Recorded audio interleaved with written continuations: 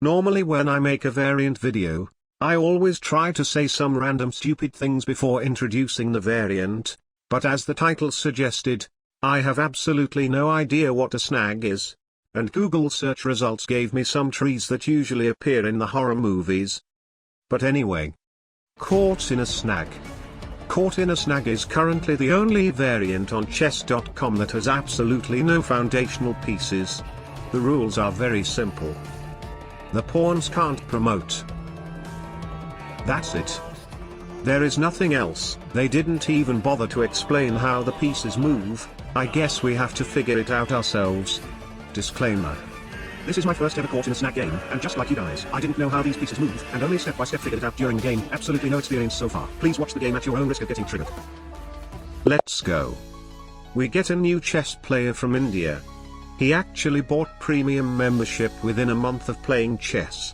And he played f***ing over 500 games in his first month. I am scared. D3. So this is obviously the D file, and this is obviously the third rank, and chess.com decided the move was G7. Makes sense. I mean, if that is G7, this has to be E8. Actually, I do know how some of these pieces move. This is the Chinese chess knight, so B4 is to allow the knight to move. You can Google search for how the Chinese knights move because I seriously cannot explain such a complicated concept. C3. Knight A4. Alright, so now we know this new thing moves horizontally. Probably vertically as well, because if not then it will be very ridiculous. The only question left is how many squares can it move. C takes B4. C takes B4. If the new thing can move over long distances, he may now take my new thing, which is fine because I still remember the piece beside can move like a king plus a knight. A3. Okay, it can only move one square, which is absolutely useless. Knight takes B2 is an amazing check, but I still remember the corner thing can move one square diagonally, so I guess I can only take this pawn. B takes A3. I'll develop the other knight. Among the 8 pieces, 4 of them are absolutely useless, one of them is way too overpowered. The horses are annoying as always, and the king is literally the fastest piece on the entire board. F3. Knight F4. F takes G4. Aha! The king of the game is called the grasshopper.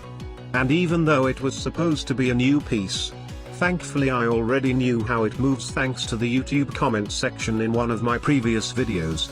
Yes, I do read your comments. A grasshopper can move in all directions, it jumps over the first obstacle, and lands on the very next square behind it. So in this position, I actually found an amazing move. Grasshopper takes G4 check. To be honest, it does look cool, but I may have to pay for that. My god, this guy is also crazy. He could have just moved the pawn or even given a counter check. But of course, I'm not complaining. D takes C4. This overpowered thing can move like a knight plus a king. Therefore, overpowered thing takes C4 checkmate. Wait, why is it not checkmate? Aha! My Chinese knight doesn't control that square because the grasshopper already blocked the way. That is very confusing. But anyway, overpowered thing to G5. Checkmate. Caught in a snag. 100% win rate.